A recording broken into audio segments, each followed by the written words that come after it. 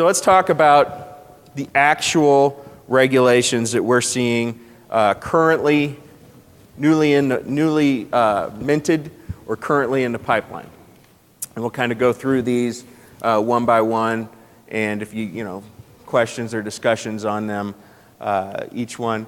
I think this whole issue of the coal-fired power plants, the regulations against coal-fired power plants, has been a tough one for our industry because, frankly, higher electricity prices make it easier for us to sell stuff. But just we have this visceral reaction as business owners that sort of market distortion is immoral. So is that accurate to think you kind of don't really know how to feel about this stuff? Well, I look at it, while you weigh out the fact that clean the environment, but also it costs people more money, and then at the same time, that's our when we talk about income inequality. People who are struggling to get by, raising the price of power, now they can't afford to buy other stuff. And China's bringing up a plant once a week. Right. So there again, we're shutting down. They're bringing them 10 times as fast. The world's not getting any Right. Well, what's funny though is so the president, you remember when he ran for office and he said, well, you can build a coal-fired power plant, but under my system, it's not going to make any sense. You won't be able to afford it. And so he's lived up, he didn't get cap and trade, but his regulatory scheme has resulted in 20% of our coal plants having been shuttered, and no new plants are coming online soon. But I don't know that he can fully take credit for that because at the same time, we had the fracking revolution, right? And the reality is, since the fracking revolution, this is our natural share of electricity generated by source. This is coal, so it's been in the last decade or so, it's been on a pretty gradual decline. At the same time, natural gas has been on a pretty steep uptick. So that was really, I think, as much as anything, market dictated. So the Energy Information Administration is saying that by 2035, natural gas will be our dominant source of electricity. I don't know that it's going to take that long. It looks like natural gas is developing on a much quicker timeline. Nuclear still struggles along down there 20% ever since the China syndrome. And they're actually, one of the interesting things is there really seems to be, we seem to be on a breakthrough, or the verge of a breakthrough in nuclear technology that could really change that game even more. Bill Gates was quoted as saying that he expects the next great thing in our country to be an energy revolution having nothing to do with natural gas that is going to be it's going to be like the internet, right? So that would be good for us. Yes, ma'am. Did you say that it's easier for our industry to sell products if electricity prices are higher? Because we're trying to sell energy efficient products? Like, what is that the reason? Yeah. But then to Jeff's point, if we don't have the money to pay our high electric bill, how can we afford to go out and buy new fancy lights? Right? Yeah, and I don't, that's a good point. But at the end of the day, the electrical usage, especially in our industry, our customers tend to be more commercial and industrial users, and they ain't gonna turn the lights out. So I think that's where our bread is buttered. Obviously you can't have power prices get out of hand to where people can't afford to heat their homes. And I think, frankly, in a lot of cases, utilities subsidize low-income users anyway. So, and by law, they can't shut the heat off if the temperature goes below a certain number. So I think in terms of commercial infrastructure, commercial property, and industrial property, those users of electricity, that's one of the few inputs that they can really make a difference in. So we've got a better story than I think any other industrial industry in terms of helping them control their costs. That's the way I'd take it. But to your point, yeah, you certainly can't discount residential users. I actually I didn't get into an argument, but I was complaining about the cost. But I switched over to energy efficient lighting my entire house. And I complained about the upfront cost, but then over time I did look at it and it did save me money. So I think it's a matter of opinion. So. Well, you know, and with all this room, we can afford to do that. Right. Yeah. But then on the other hand, we're talking about people who are struggling to get by. Yep. I mean, they can only afford to buy an incandescent 75 watt bulb. They can't afford to buy an LED bulb like we can. So I mean, you know, there, you know, a lot of stuff doesn't affect them. I mean, it's kind of their lottery. It's South Carolina. It doesn't affect them. My kids benefit because I get a lot of them when they go to college.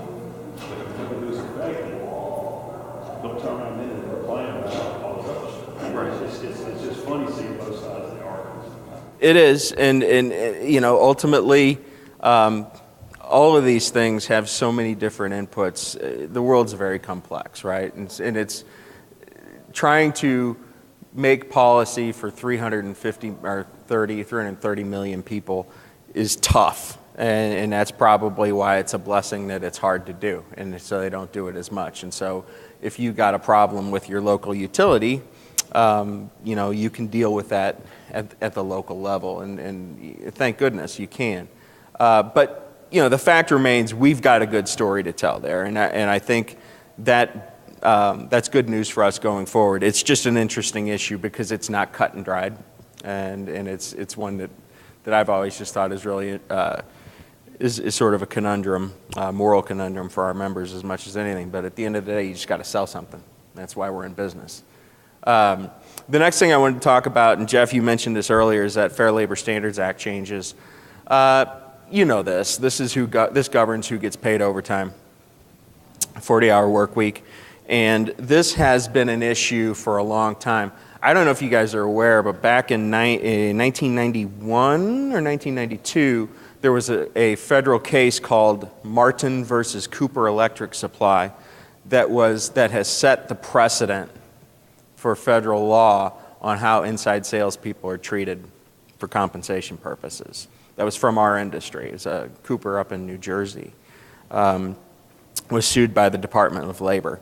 This is a big issue in our industry in terms of inside sales compensation, specifically because these folks typically get incentive compensation, bonus, commission. And the way you calculate that is extraordinarily complex. And I think there are a lot of folks who, with the best of intentions, are just doing it wrong. Don't broadcast that. Too late. Well, look, that's the thing, is they write these rules that are so difficult to comply with. And if anything, I'd ask you to take a long, hard look at that and have some labor attorney review your compensation plan for inside salespeople. Outside sales, it's statutory, right? They're exempt. Inside salespeople are not exempt, which means that if they work overtime, they got to be paid overtime. And state laws may be even more different. Like when we're out west and the guys in California, it's not even a 40-hour work week, it's an 8-hour day. So if you work 8.5 hours one day, you have to be paid overtime based on that half hour, even if you don't work 40 hours in a week. So state laws can add another layer of complexity to that. So inside sales is really where we have to, where I think that our concern is here. When was this effective? Well, that's been the law forever. Yeah. Oh yeah. That's been, that's existing law. The Fair Labor Standards Act. The Fair Labor Standards Act was a 1929 law. Now, obviously, it's changed over time, but not that much, which is interesting because the work world has changed so much, and the way your employees want to work is changing so much. But we still have a Depression-era legal framework around labor management relations. It doesn't make any sense. But again, things are slow to change there.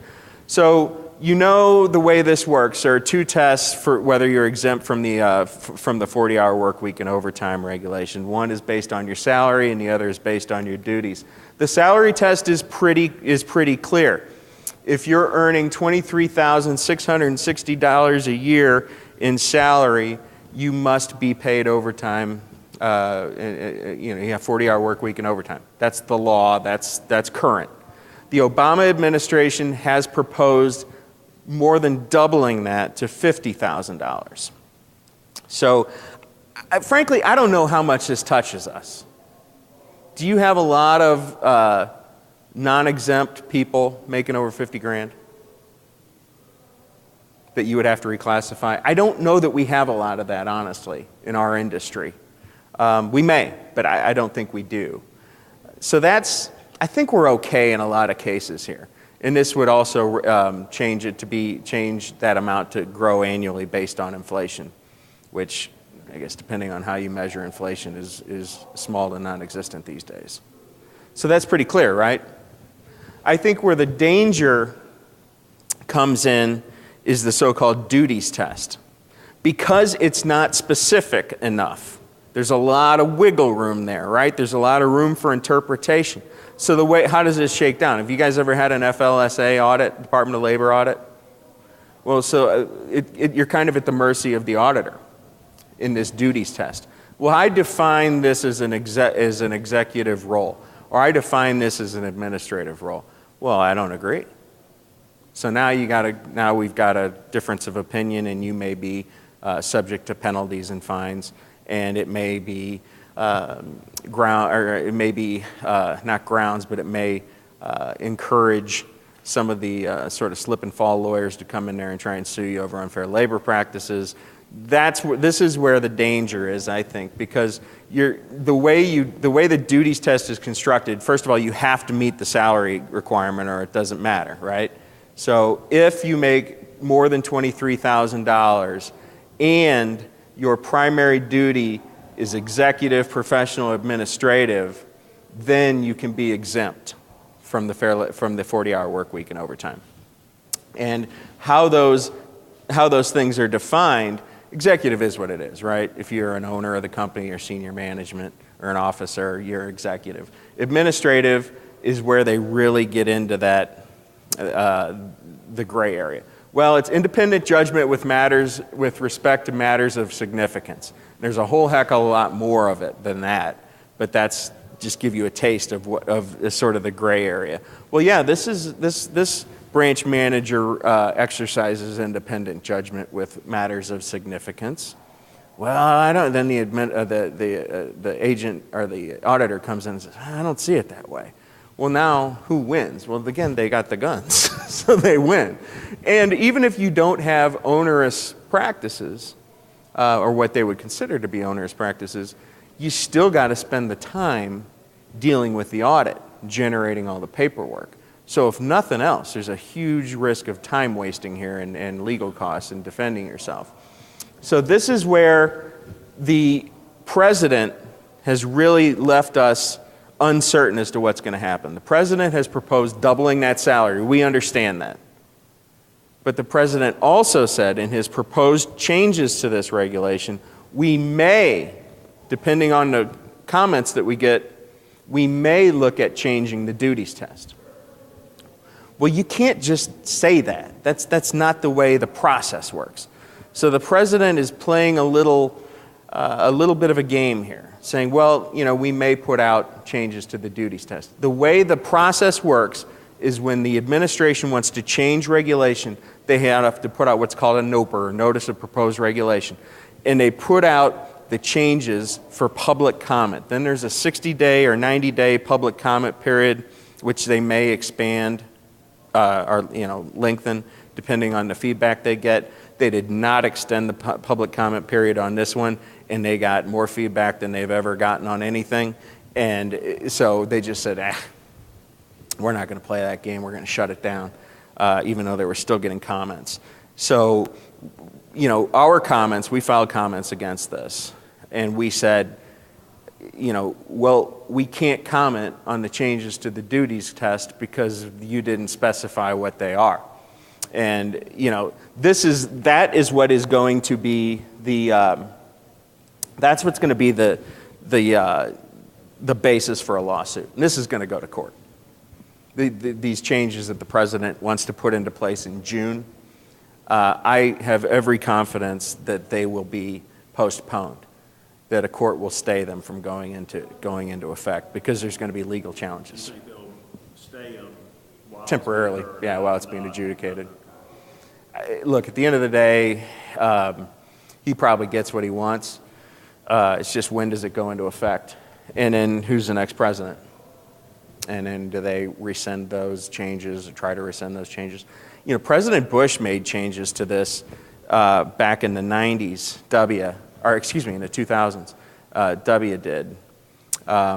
But he didn't really he didn't go far enough in terms of changing the regulations to where we could have more clarity about branch managers and inside salespeople and their status. So we're kind of at the mercy to see of who gets elected and what happens. But I don't see this going into effect in June. Of course, now it's on tape, so it will. But that's the idea. That's the process, and they really were sort of disingenuous about the process and didn't say, look, we're going on record, this is what we want to do to the duties test. There's just a lot of concern that there are going to be some shenanigans in the duties test that is going to allow them to vastly expand the people who are covered by the 40-hour work week and overtime. At this point, we just don't know.